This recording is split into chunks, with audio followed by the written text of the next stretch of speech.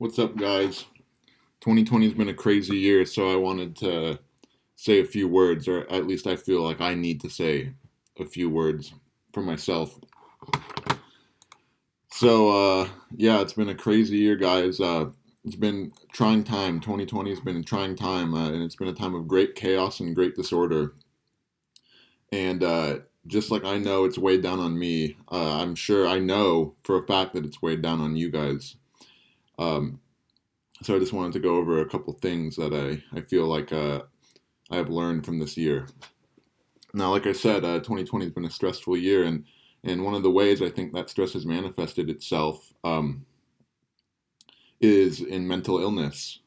When this strictly purely biological phenomenon swept over the globe and stripped every positive aspect away from our day to day lives, uh, that stress put a lot of weight onto people's shoulders, and the outcome of that is a lot of mental illness all over the place, and something that became very apparent once we got into this thing full swing. And I think honestly the biggest takeaway that we had from this look into mental illness that this year has given to us is that it's okay to be weak and it's okay to be vulnerable, especially in the presence of members of the opposite sex. And I like to kind of look at things positively. And so I think the big positive takeaway from uh, looking and spending so much time ruminating on mental illness this year has pretty much been uh, that it's okay to lean on things and to get support external to yourself when you're physically and mentally incapable of supporting yourself and standing as an individual. And one of those great supports that we have access to is pharmaceuticals. Pharmaceuticals are a great tool that we all have access to, and you can just take a medication and it will literally cure any mental illness that you have and with no side effects whatsoever. And so this is just one of those things that we have to feel grateful for. But enough with the negative stuff. Something that I like to focus on is that we are young. We are young people, and YouTube analytics show that viewers of this channel are anywhere from 20 to 28 years old, and that is extremely young. And we still have so much more to experience and so much more to do in our lives. One of the things that we have to experience is a large number of casual sexual partners that we are yet to have. And we need to keep in mind that basically what we can do is build a network of easily accessible physical pleasure that is as broad and complex as the very same neural networks in our mind that allow us to have profound experiences such as the ones we get from ingesting DMT or LSD. And these are experiences and realizations that can be explained entirely through science and through an understanding of physical and chemical mechanisms at work in our brains. And all of these phenomenon are completely understandable only with a honestly pretty limited uh, and basic entry level understanding of science.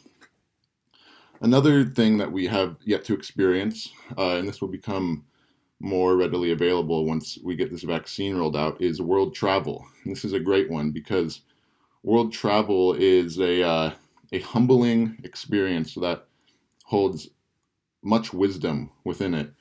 And it really is eye opening to go travel to these third world countries and see how these third world dwellers live. And the important part is that you once you do that, you can come back to significantly better living conditions, and then you're humbled, but you can apply that wisdom in a much more comfortable situation, a much more comfortable setting. Uh, it's also just traveling just makes you cooler.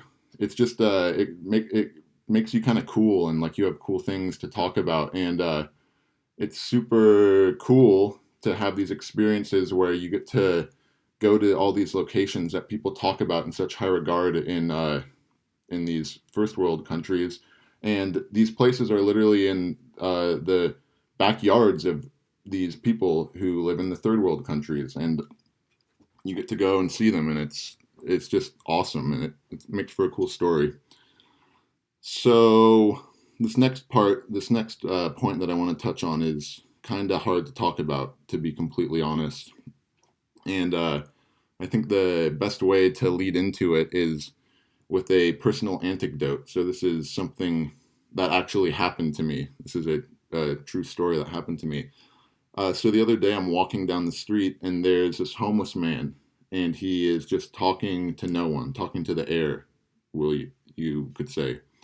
And he was saying something along the lines of talking about how hell, as a symbol for the infinite capability of human suffering, is at the root of all pain, and filtered filtered up through various layers of conscious and subconscious thought in order to attenuate it to more bearable levels of varying intensities of and varying levels of discomfort. I didn't really understand. It didn't really make sense um, what he was saying, but I figured seems like an interesting enough guy to speak with, and so I started talking to him, and he started talking to me, and this is what he told me. He told me that in this world there are good and bad people, and it's either or. It's one or the other, and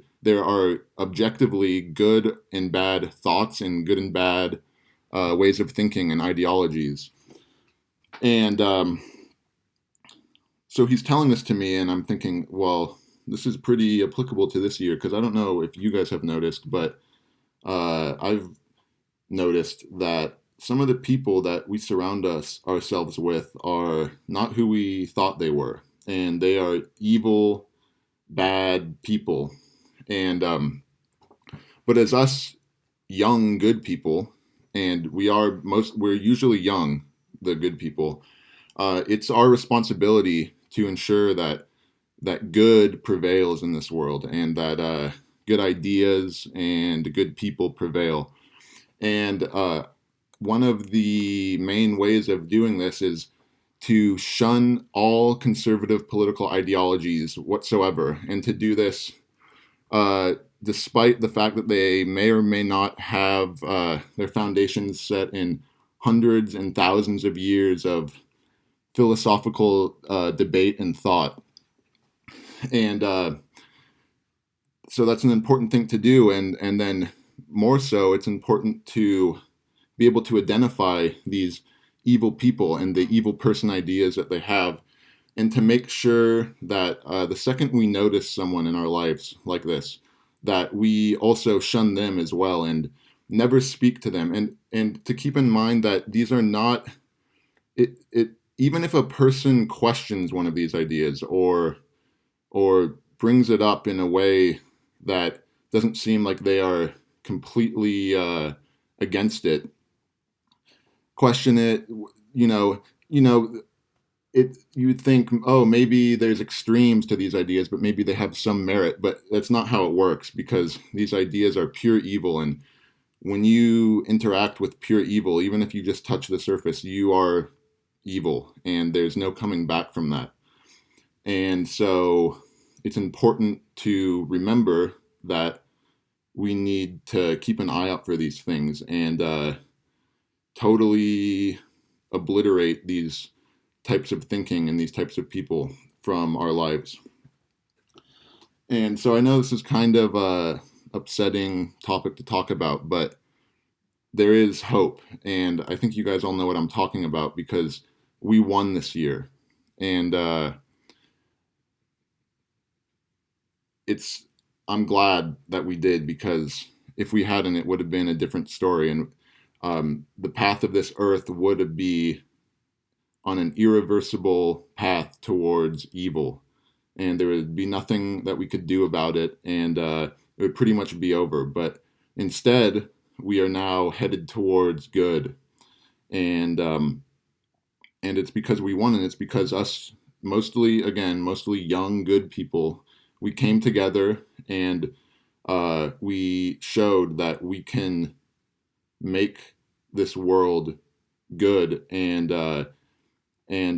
show that evil will not prevail. And so now this is kind of where we're at, and we still have all these evil people around, but I don't really know what to say. I mean, they can. I guess they just have to crawl back into the holes that they came from, or something.